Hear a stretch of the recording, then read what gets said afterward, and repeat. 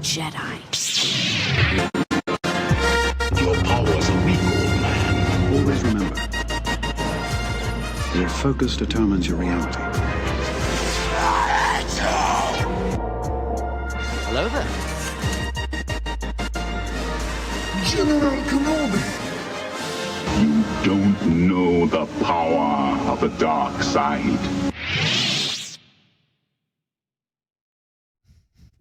Welcome back to the Disciples of the Force podcast. I'm your host, Spencer Silva, with my beautiful, sexy, one of my best friend in the world, Austin Hyatt. Come on, you don't mean that. I said it. I realized where I put my new camera angle. I cannot see you at all, IRL. Oh, there you go. Yeah, guys, welcome back. We're excited. Talking about 3 Bad Batch episodes today because we're a little backed up. So, Spenny, take it away. Alrighty. First, to start off in the last episode, I kind of deleted a lot of my notes because I knew we had 3. So, one thing that I just loved was that when they were talking about Asajj, they referred to her as a separatist assassin, not a Sith. Yep. And I liked it because he doesn't break the rule, because that's why Palpatine was cool with her being there. Right. Because she wasn't a technical Sith. But then didn't she get too powerful and he did have her kill her? That was like the whole... He did, yeah, because she was a Sith assassin. He was worried about usurping. And he was also behind... I'm trying to remember right now. Who created... Well, I guess the Witches of Dathomir created Savage Opress. I've got to remember all that. But yes, at that time, there was Maul, Savage, Dooku, Ventress, and Palpatine. Not a Sith. Only 2 Sith. Yeah. So, yeah. Got to start taking them down. Yeah. Cool. Anyway, that's what I had for one of my notes. I don't know if you have any, probably stuff before that, but. Oh, dude. I hadn't watched from 3 episodes ago until today. Okay. So it was like, man, it's a lot going on. I've got a ton of notes from that if you want to hop in. Run them down. Do we have any news or anything? I didn't look, so okay. Sorry, guys. Hey, news for the studio. This doesn't affect the viewers at all, probably, but we got improved Wi-Fi, so things are looking up here. Looking up. Look at that. Woo! Oh! Whoa! And our TikTok is doing great. Hell yeah! Thank you for the support. So hopefully, if you're new listening to us, you came across on TikTok, welcome. Also, hopefully it doesn't get shut down, because now we're getting some. Yeah, we've got traction. We got 4,060 followers now. Oh, and actually, news: we created our media group. We've been talking about it for over a year. We created our media group. Right now, the name is Great Summer Media. If you have any suggestions, let us know. We're looking for new names, but we like Great Summer as of right now. And with that, we'll plug in the other 2 podcasts that we've teamed up with. I'll start with the Film Fixation with my good buddy Austin here and our great pal Jaron Allred. If you like films, go give them a listen. Yeah, it's a really good podcast. We have tons of fun. I really enjoy doing that one. And then our other podcast within our network is the Case in Point podcast. It's hosted by one of my best friends, Kason Garrett. It's very enjoyable. If you're here local in Utah, it means a lot to you, because he talks about a lot of Utah topics. Other than that, he just covers sports and various pop culture things. So it's great stuff. Yep. He's very funny, honestly. Yeah, he's one of the funniest guys out there. So go give it a listen. With that, let's hop into the Bad Batch. So I'm going to start with Harbinger, which was episode 3 episodes ago, I guess, 2 weeks ago, last week. My goodness. Man, I forgot how bad our podcast with Forrest was. Oh, dude, it was brutal. Jeez. You made it so bad. Sorry to the fans. That was really rough. I didn't want to say it in front of them, but anyway. Yeah.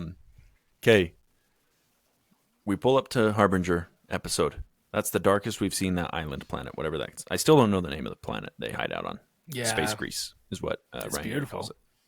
That's the darkest we've seen it, so you know shiz is about to go down. I wrote this note, and then it immediately got resolved. So I said I kind of hate that we have to wait for them to figure out what an M count is. We've known what an M count is from the very beginning, like 3 episodes or 3 seasons ago. So I was like, oh my gosh, they still don't know what it is. Stupid. Gets resolved in this. When they ask Ventress how she found them, and she says, I have my ways, I love that. Some people could be like, well, that's stupid. But we don't need to know, like, great way to not over-explain. She's there. Get over it. Like, it moves the plot along. I think that's a great storytelling device. Any other notes? I'm just kind of ripping through. I've got a ton of notes from this episode. On this, with that kind of what you're saying, And then I love when Asajj explains how, again, kind of everyone's got it. I think it was explained, of course, way better than it was when Qui-Gon explained it. But that's just due to the part that the midi-chlorians got a lot of backlash when it first came out. So they know that when they explain it again, right, they have a lot more ways of talking about it, which I really loved. But it's still like held true to that. Like it was almost like a direct callback. I think she said, I don't have it quoted here, but I do have that note that it was a callback to Phantom Menace. Like she says, it's in your blood. Like you said, doesn't go into the details of like scientific explanation, but everybody has it. Right. So that's good stuff. Oh, and right after that, she says something cool. Okay, she said, "Your blood doesn't make you a Jedi. You have to be trained for that." Yep. Kind of taking a hit at Rey that we always talk about, right? Because in two ways. So she had a high midichlorian count, right? And also she's the blood of Palpatine. She's related by blood to Palpatine. So we're to believe that just makes her a Jedi. No, you got to get training for that. You have to be trained. Yeah. It's like, just because and I love that. I mean, I'm glad they said that because it's like you don't just because you have a high midichlorian count does not mean that you're the most strong Jedi, because you still have to be trained. Exactly. And it is awesome. It's really cool. I also realized I said A as if I was going to go down a list. I didn't have a list. I just that was all I had for that. Hell yeah. Dang, I just wrote Ventress dropping bombs, which is cringe, but everything she said was like, I was like, man, I got to write that down. Yeah. She says the truth is rarely comforting. Cool. When they're about to fight, she says, how do you want this to go? Cool. I also thought there were a lot of cool parallels between Ahsoka training Grogu or like assessing Grogu's force sensitivity and Ventress assessing Omega here. And it's funny you say that because that makes sense. I was more towards Luke and Yoda. Yes, yeah. But that's an interesting. I want to hear what you have to say about that. Well, still a lot of parallels to Luke and Yoda. Like Luke was immediately discouraged, like he didn't want to keep trying. Right. And Omega, we see that she's like that. Absolutely. But just like I think it's just because it's more recent. Like think about it. Mandalorians have this force sensitive kid. I mean, clones are pretty much Mandalorians, right? Right. Or well, hold on, that might get a lot of backlash. I don't know. They're clones of Jango Fett, who is technically a Mandalorian. Right. They're Mandalorian by title, not by blood and not by title. Yes. I don't know. Whatever. So they have a force sensitive kid that they've been protecting from the Empire, or a remnant of the Empire. They kind of happen upon a well trained force sensitive person, former Jedi, who's no longer a Jedi. Okay. That former Jedi, no longer a Jedi, assesses their force sensitivity and is like, yeah, no, can't take it on. It's not going to work. Right. So those are the parallels I'm thinking of. Yeah. Okay. But yeah, I was kind of caught in between like, oh, these are cool parallels. And then I was also like, why is every like Jedi story like this? Like, why don't we see more of like, oh yeah, I don't know. I don't want to complain too much, but I was like, man, we're seeing this again. That's kind of, whatever. Yeah. Why doesn't she just take him? Her. Why doesn't she just take her in and go? It is interesting. I think it would have made, but then again, I feel like because it is a little bit different in the aspect that Ahsoka did take Grogu eventually. Yes. Right? And Din Djarin says, okay, I got to go. I want it back. But here, it's kind of the different of like, I'm not going to take him. You're not good enough. Not good enough, but it's not enough it's too much, kind of thing. The one thing I did like is that she says, or I did like the fact that when they do their test, all the Jedi, when they do the test, it's not really the thing itself. It's just their willingness. You know what I mean? Yeah, it's a great point. Yeah. It's an excellent point. Like, it's not that, I can't think of anything with Ahsoka and Grogu, but with like Luke and Yoda, it wasn't the fact that like the balancing on the rocks, right? That doesn't make him strong, but his willingness to do it and endure the pain and focus on the Force, but the willingness of it is a huge part, which I think is awesome. Absolutely. It reminded me of my first time skiing. Okay. I remember a man by the name of Jeremy Inskeep taught me how to ski. And he was like, he set the precedent at the beginning. He was like, hey, what kind of a learner are you? Because if you're just going to fall down and like give up, I don't want to teach you, It was like, you just got to be willing to learn. Real. I learned to ski that day in like 3 hours. Now I ski pretty good. And it's funny you say that, not to bash on our friend Jaron, but kind of an opposite experience. No, yeah, facts, yeah. He didn't really want to learn. He was frustrated, and he was kind of done, and he didn't learn in a day. He's never skied again. Yeah. Yeah. So, He'll probably say, "Oh, I ski great." Oh yeah, I ski better than you guys. I can drive farther than you. I'm an idiot. Okay. This is a little detail. Maybe it's not intentional, but there's a point where Ventress is talking to the clones, to the Bad Batch, and Hunter has his hip popped. Kind of funny. I was like, that's Din Djarin. Yeah. That's the man with no name, you know? So a little callback there, maybe unintentional, but it's animation. Nothing's unintentional. Yeah, it's true. They're putting something like that. It's pretty. Yeah. The lighting in their fight scene with Ventress, awesome. Amazing. Dude, great stuff. Well, one thing I also loved about it is it just still shows you that she has the ways of the Sith because she's always on attack. Yep. But she's so awesome. She just has no weapon and just destroys them. Yeah, and it just shows you how like normal the clones still are. Like, I mean, Ventress is incredibly powerful. Right. So, I mean, whatever. But it was cool. I was wondering because we knew that Ventress was going to be in this from the initial trailer. I was like, I wonder how their meeting is going to go, and we see that she like easily beats them. You know, to a point. I've got a question here. Crosshair has his mojo back. The way he shoots the vibroblade. Yes, I noticed that as well. He's like, is he harnessing it to defend Omega? I don't know, but it's healing that mental health. If it's mental health in Star Wars, that's crazy that we're getting that. You know? I know. I love it, dude. I love it. So he got his mental health fixed in a day, and that's how it works. If you have mental problems in like a day or two, you're ready to go. Yeah, I mean, and here's the thing, man. Just get over it. Yeah. You know, if you get depression, get over it. You were depressed? Okay. And now a word from our sponsor, BetterHelp. BetterHelp. Just kidding. Yeah, if you have depression, go get help. There's affordable options out there. Seriously, we need you. BetterHelp is not a sponsor of this podcast. But they're not. They do help people. Yeah, I mean, you're very important, okay? No matter who you are. Right. People love you. So. Even if you're a dumb little baby who likes to attack us for the little things we do. Oh, your mics are too high. Shut up. Yeah, we put them high. Okay, whatever. Music is great in this. Yes. As always. Always. It's always banging for the Bad Batch. Ventress says, times have changed. You should know that better than anybody. I was like, man, that hits. Everything she's saying is great. She's very good writing. I also love when she says, we all lost the war. Yep. Like, it didn't matter if she was a separatist. Everyone lost. Did not matter. If you were not on Palpatine's side or like, you know, with him from the beginning, over. Yeah. I was really not excited to see Ventress in this show. I was like, gosh, man, more nostalgia bait, whatever. It's stupid. I don't care. And that's why I actually didn't watch this episode all last week. I was like, I'm not going to until I wasn't excited about it, especially after the episode before where they're chasing down Praying Mantis guy. I was like, I don't really care. Yeah. I'll just get to it when I get to it. This episode hit for me, man. Really like, good. I loved it. Executed very well. We still haven't figured out women's hair in Star Wars. Yeah, I don't like her hair. I don't dig her hair. I don't like it at all. Omega's hair, bald. cool. Yeah. Her hair, I don't know. I like her bald. I like bald chicks. Shout out Jada Pickett. Yeah, she's Jada, what's her name? Jada Smith? I think it's just Will Smith's wife. Will Smith's wife. wife. I think that's cool to say. Yeah. G.I. Jane. Okay, this is my last note on that episode. Okay. If Omega doesn't actually have an IM count, a high M count, that would be an awesome fake out. Because this whole time, all through these seasons, we've been like, she has a high M count. We know that, whatever. If she really doesn't, because Ventress like alludes to it, of course she's probably like putting on a front. But I would have been like, that's awesome. That's a great like zig instead of a zag, you know? So yeah, that's true.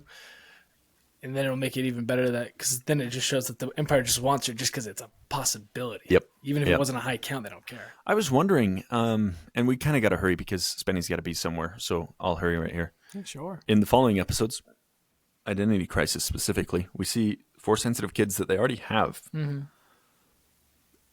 Oh, answered my own question in my head. Good I was like, why do they need Omega? Because those kids definitely have a higher M count. Right. Because they're already like using the Force. But Omega's the key because she's already been cloned. She's already an example of a clone with high M count. So it can be replicated through her. That was almost a stupid question. I'm sorry. Hey, you answered it before it began, so there's no problem. Yep. Okay, I'm on to Identity Crisis if you don't have any other notes on that. I am as well. Okay, perfect. Super intense. Yeah. I was on the edge of my seat. I was like, this is crazy. And they got me from the beginning with the kid. I'm like, oh, don't take the kid. Yeah, dude. And they take the kid. Honestly, broke me out. I was pretty sad watching this. I was like, this is actually super heartbreaking. Like, shows you how we talk about it all the time. The Empire is terrible. How it's like, I mean, even later on, Emery, was like, these are children. Mm-hmm. And they're like, yeah. Or no, what does he say? He says they're specimens or something. You're like, jeez, dude. It's brutal, man. I love it. It was great. Yeah. The opening planet where they get the furry kid from, that looks like a planet from the Fallen Order. I don't know, but just putting that out there. Fans, go look that up. Look it up. Let us know. I have no idea. I've never played the video games of Star Wars. You should. I need to. My question was, Inquisitors aren't around yet, right? Yeah, it's a good question because Hemlock's like there are very few adult samples living. Right. We know if there is, it's got to be all comic or novel based because seeing it in live action is not, because we don't get the Inquisitors till later on, and we get them in Rebels, but that's been years from here. Yeah. So they definitely haven't shown up in the show. It was like, are they around though? And I think they are, because in the end of or in the Darth Vader comics, they're there pretty quickly. Yeah, I would imagine if they're not here, they're in the process of becoming. Yeah. Quickly. So because it seems like they would be taking care of this stuff, right? Yeah. Or do they not take care of kids that young? I don't know. Yeah, I would assume the Empire would, because it's. Yeah, obviously the Empire doesn't have limits. I guess. I could see them not sending them out because it's like, well, they're children. They're not that big of a threat to us, so we don't need to send our best. We need to send stormtroopers to end it for them. So there's the answer. They're too young. Something that Spencer's not familiar with the concept of. Wait, hold on. Wait, what? That was a bit, guys. Come on. It was a bit. Okay. Oh, I loved the theme of Emery being a clone and having to, like you said, like dehumanize these. Yeah. And obviously they're not humans, they're different species and stuff. But like to take the humanity out of dealing with these people. Mm-hmm. Because that's what her people in her bloodline have been subject to. Right. Like throughout their existence, is like they're not seen as real people who have real thoughts. And she has to like treat other things like that, the specimens. So yeah. Very cool. Very cool. I also like that the force, like people who wield the force, force sensitive, I guess is what I was trying to say, is how they're seen as cursed when they say that. He's cursed. I'm like, cursed or gifted, crazy. And then cursed. Yeah, this time period, total change, right? Like, it's you are damned if you had that, because your likelihood of making it out has gone down. Yeah. Cad Bane has that M count counter thing. Yeah. Why didn't Ventress bring one along? Come on. Well, maybe they're expensive, but it could be expensive, and maybe the Empire has a selective count, and they're giving it to him because they know he's a good bounty hunter. That's a good point. Cad Bane. So that's awesome. Crazy. Love seeing him. We saw him in the bounty hunter in Boba Fett, but F that though. Seeing him in animation was awesome. Yeah, it's the medium he was born in. Like that's where he should be. It's great. Question here: was Mlock looking at Dark Troopers? What is that thing on his screen he keeps looking at? I don't know. They're definitely not the shadows. Yeah. I don't know what they are. Because that was another thing. I was like, dude, are we just doing the Mandalorian? Like, this is... Come on here. What are we doing? What's going on here? So that's whatever. But I loved... Is that next episode? But the Tarkin interaction. That's this episode? Yeah. With Hemlock. Very cool. Yeah. Also, like... Anyway. Well, with talking about Tarkin, I love... One thing that he... when you see him in the beginning with A New Hope and everything, you don't hate him, but as they've developed his character to everything I've seen, like in books that I've had with him, I hate him. Yeah, because he's always in everyone's business. Like he just keeps pushing. Like, what is this? Yeah, it's for the Empire. He's like, for the Emperor. He's like, okay, but what? Like, what is it exactly? That's a great point. That was going to be my gripe. Is like, doesn't he have better stuff going on? But no, that's like part of his character. He's a micromanager, and that's like part of the weakness of the Empire, is like ruling with fear. So that's a great point. He's a micromanaging little biatch. Yeah, I said it. Yeah, man. He doesn't like micromanagers. What of it? Come get it. Anything else on that episode? That's it for me. I have one more thing on that episode. I was just gonna say Seth Green coming back to reprise his role as Toto. Good stuff. Love that. We love that. If you watch Family Guy, it's our boy Chris. And if you watch Robot Chicken, the creator, they do a lot of Star Wars stuff. He's actually a big Star Wars fan. So I think he's also in Scooby-Doo. He isn't the live action. Yeah. Yeah, he's in Scooby-Doo. Good stuff. Okay, my last question here on that episode is, would I do it? Would you sell out a kid? If I'm in Emery's position, I'm like, I was like, man, that's brutal. She should know. And then I was thinking about it, and I was like, man, if they're paying me enough, I'm like looking the other way, maybe. It's hard because you bring up the good point. Like with her, it's like this whole time she's just been like, no, this is how it's done. I don't care. Like even seeing Omega, who's a clone, who's one of her own, does not really care that much for Omega. Like, Yeah. she cares in the sense of like, I don't want her to die, but not like, oh, let's get you out of here. Like, this isn't a Yeah. bad thing. Because And it doesn't resonate with her. Right. Because up to this point, sorry, go on. No, go. You're good. To this point, she is like managing the prisoners, and she realizes like they don't have a good life, but like there's no harm in this. Like, it's for the good of scientific research to her understanding. But it's until she sees like she is totally in the dark about what they're doing to kids. So that makes sense why she was like so gung ho to get Omega in there and like test her. Yeah. Because she doesn't know the extent of what's going on. Right. How they're locked and they're just stuck in a room. Yeah. It reminded me a lot of Stranger Things because that's how they look in. Ah. Have you seen Stranger Things? No, Stranger Things. Go on. Anyway, the special people like have powers, not special people. People have powers. They're locked in a room like that. When they do like they have to like mess with cubes and stuff. It looks exactly like it. Like all very white room. Okay. I'll send you the thing. It looks exactly like Stranger Things. I've made a commitment to myself, a promise to me and my Lord that I will never watch Stranger Things. So don't catch me doing that. Look, that's fine, but I bought into it in the beginning, so it's like, well, I gotta keep Everybody did. Dude, there was a time when season 4 or 6 or whatever it was, the most recent one. I have no idea what the Holy number is. cow. Everybody was like, even Jaren, dude, you got to watch this. And if you haven't started with it, I'm with you. I'm the same. That I'm like, I'm not gonna watch it. Yeah, If I haven't done it this long, why would I do it now? exactly. Anyway, with the Aqualish, when Cad Bane throws him his money and he's like scrambling to get it, he kind of sits for a second and is like realizing what he's done. Reminded me, going biblical here, of Judas giving up Jesus. Same kind of concept. Like he sits for there, like, what did I just sold a child. Yeah. Just because I wanted money for myself, you know?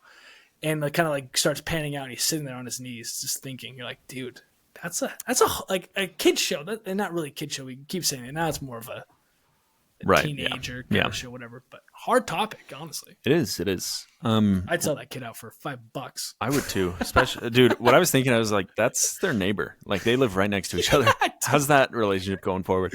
You gotta move. Man, if you really want to know what Judas did, go watch, not watch. Wow, I'm so brain rot. Go read the Joseph Smith translation. He hung himself. True. And then his bowels spilled out, and all these animals came and ate him. That's what Joseph Smith said about Judas. So we'll see. Wait, We'll see. We'll see about the guy who the Aqualish. Yeah, there's got to be a storyline there. That's gonna be one of our what ifs. Yeah. Well, yeah. What if he didn't?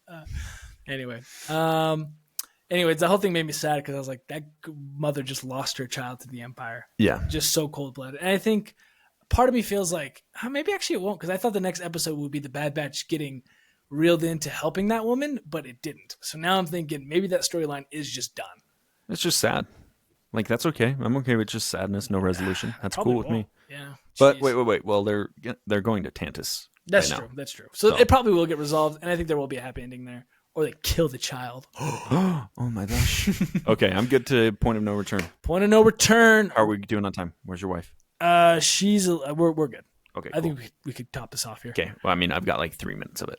Perfect. So. I do want to say the opening the music's always fire in this. Dude, the opening killer. strings sounded like Phantom Menace, Duel of the Fates. I'm so mad at it. I was gonna bring the sample to play with you. Okay. Play with you? Play You to can you. play with me. It's the shoot. Now of course I knew I was gonna forget the tone of it, but it's basically at the point where it's like dun dun dun, dun, but before that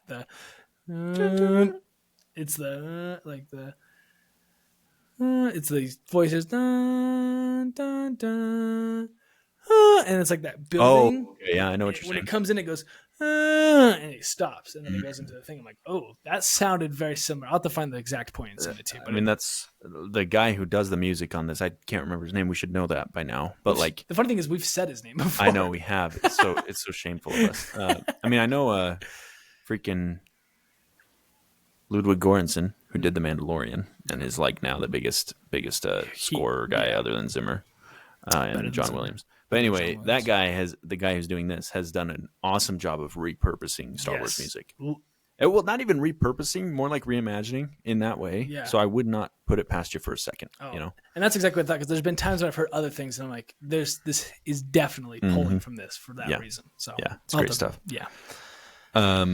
Okay, first point here: Shadow's ship, badass, bro. Sick, dude. We need more badass ships in Star Wars. I mean, we've got plenty actually, but Darth Maul's ship up there Yeah. with some of the coolest. The Shadow guy, pretty high up Pretty there. sick. You know, so Padme's a yacht. yeah, her Nubian yacht. It's It's sick. awesome.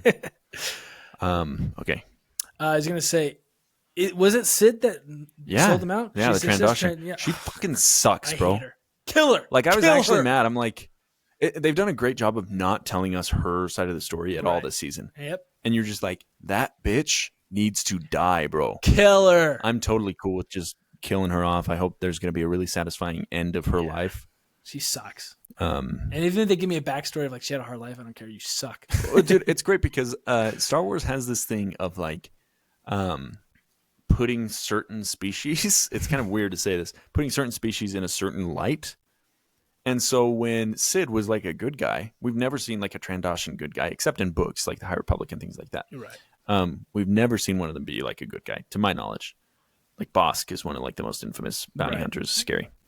You had to figure. And in the Clone Wars, we saw them all the time. They're horrible. Whatever. Even in the Book of Boba Fett. Sorry. So it was like a cool little paradigm shift of her being on the good side. You're like, oh, finally. And then it's like, boom, she goes back to her roots. We knew she was evil from the beginning. Love it. I love it. I love when they do that stuff. You know, give you a reverse character development. Give you the villain. Dude. Love it. That's a great point. We need more of that, straight up. Yeah, it's very cool. And I mean, it's awesome because she's so close to them that like it is a huge betrayal for her to just do that. Huge. Yeah. So. And did we ever know her reasoning for doing that? I can't. If there is, I don't remember. There's a lot of things we don't remember. That leads me to my next point. Like, we need some reviews They need before these episodes because Omega's little friend, do not remember her at all. You mean her lover? Oh, is that okay? Now I remember that. They're like on the boat together last season. Okay. I mean, I didn't. It took me a bit to remember that she was there before. Yeah. But Okay. Yes. Yeah, but we need recaps on that. Yeah. Go ahead. Dun, dun. Okay. The Shadow this time coming around, there's rumors that it's Tech, which I'm kind of going towards that. I'm going to be really pissed if it is. But then again, this time, the way he talked sounded a lot like Crosshair. Like, so we're thinking clone of Crosshair. Maybe. I'm like, I don't know how that would even happen. I have no idea how they would be able to clone to that age. I mean, they have the aging process where it's sped up, but I'm like, when would they have grabbed his... I guess... Yeah, he was in prison. It's true. Do you think they could have done it straight, like his age? Dude, I've seen. Yeah, I think they could. I've seen the theories that like the reason he can't shoot anymore is because like they took whatever ability was giving him that and put it in this Shadow. Which honestly, I think 100% because dude, the shot that the Shadow does, I think he has a technical name, but anyways, he knocks that clone trooper out, right? Yeah. Not clone. It's actually what's that name? TK. TK Trooper. Hits him because I honestly looked away. I thought it was Crosshair who had shot. Yeah. But then I looked back and I was like, but precise shot. I think so. I think there's some truth to that, which I would like way more. Yeah. Keep Tech dead. More than Tech. The Marauder blows up. The Marauder. I said, "What's up?" She says it's a Marauder. Marauder. I hardly know her. What are you talking? What is the Marauder? Oh, their ship. I think that's their ship. That's their ship. Yeah, That's okay, their yeah. ship. Sorry. So that blows up. Again, are we doing a Mandalorian? I heard like the Razor Crest blowing up, you know, and then the kid's taken just an episode or two after we're in the same episode. Are we doing a Mandalorian? But anyway, it hurt like the Razor Crest. I was like, man, that's their cool ship. That's their sick ship. I also questioned that's their home. It is their home. It is their only home. That's a great point. I also questioned what are the legal or not legal. Dude, what's the legality of I have a script written in my brain, and I was reading the script. I misread the word. What are the Lego? What are the Lego implications of blowing up a ship like that? I mean, that set's gone. That set way up in value. Maybe I think there is a Marauder set. I know the Razor Crest set was the same thing. If you have it, don't sell it. Don't open it. Yeah, don't sell. It's Hold. Money. Our advice is hold. Hold. Yep. Hold the line. I do think. Okay. One thing that I loved is the TK trooper goes, "I can't shake him," and I was like, "That sounds exactly what Luke says." And I go, go back. It is, and I said, "That's really cool. I love that." Yeah. Yep. Good stuff there. Dude, before that, when the Venator, I think it's a Venator, the starship pulls up over the island. Holy cow, dude. Oh. And that music comes in. Uh-huh. I was like, this is peak Star Wars. This Yes. is amazing. So that was my only note. But the music there, again, I was So like, good. I had to note it. I was like, this music freaking slaps. So Because dude, when it just cuts out and you see it pop up, Yeah. you're like, oh, Yep. this is over. Because I'm thinking in my mind, this is going to push out for a little bit. Because I mean, we still got to cut. We got till May the first Yeah, of May, so yeah. got a month. So I was like, there might be without they've been pushing out episodes. I'm like, there could be a lot more. I don't know.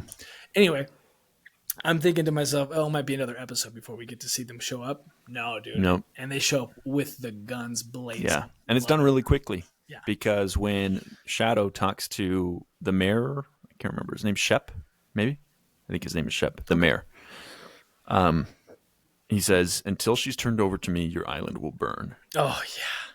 Very cool from the jump. But I thought it was going to set up, like you said, a longer kind of arc for this. I thought Omega was going to stay in hiding, and the villagers were going to have to like decide between holding her and like keeping her safe or like betraying her. That would be good. I love Didn't seeing have that. to come to that, which is great. But yeah, I thought that was going to happen too.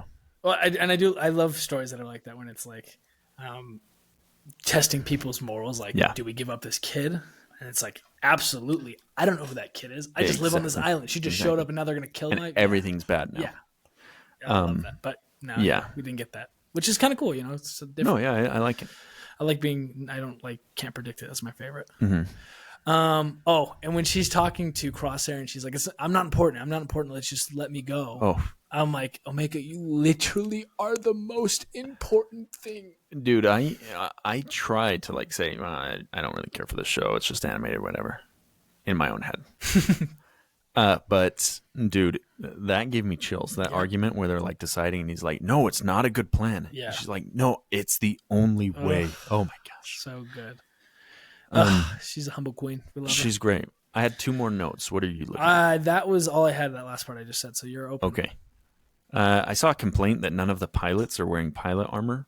They're just wearing like TK Trooper armor. I can't unsee it. It's bugging me now. Is there an explanation for that? It's bugging. What is the? Oh, when they have like the. So yeah, there's hoses? the clone pilots which have the hoses and like the yellow caps usually. Yeah.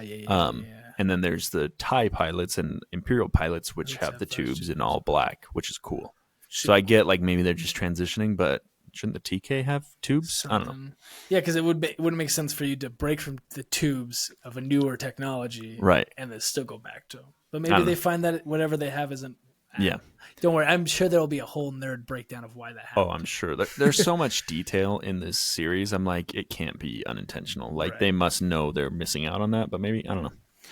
Well, one day Dave walked in and he looked at the last episode and went, "Oh no, Oh, my gosh. what are the tubes?" Okay, last note here. I love the ending of this episode when Omega seemingly reaches out through the Force to whomever. Yeah. That's great stuff. Great way to end an episode. Yeah, it's this season, dude. These last two episodes were really, really good. Yeah. Loved them. And like you're saying, we're getting hit because like with the Prey Mantis episode, I was like, Yeah. But these last three, I was like, whoa, okay. Yeah.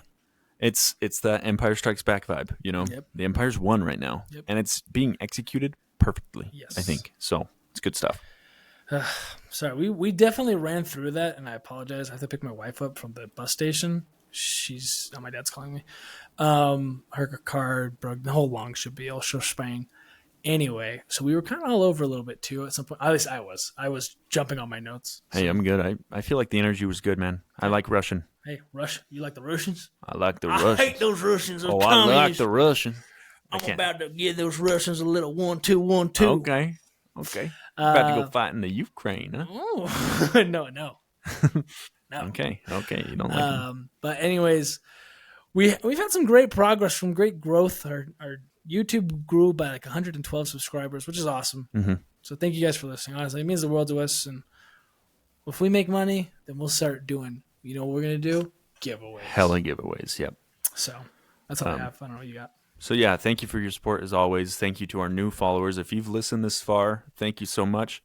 These episodes aren't very long. This is 33 minutes right now. You can crank We these out. usually wrap it up in less than an hour. It's a good short podcast. So come along, stay along, and give us stuff to talk about if you want to. Please. Yeah, we didn't have any questions this week, so But the people who have been sending questions in, thank you. Keep sending them. You can give our TikTok will answer, which actually now we probably should look back because there was a couple questions in our what ifs. Oh yeah. If you don't have TikTok, I'm sorry you're missing out. We've been posting some what ifs. They've been fun. They've been on our YouTube Shorts and on our Instagram as well. So you can go there if you're against TikTok to see what the what ifs are. Yeah. Also, Instagram. I mean, our Instagram's coming along, right? Like Our Instagram is very low. we're not investing a lot in our Instagram, but if you have Instagram and not TikTok, go check us out there. So Yes, yeah. Instagram, Disciples of the Force podcast. okay, that's all I've got, man. All right, well, thank you for being a disciple of the Force.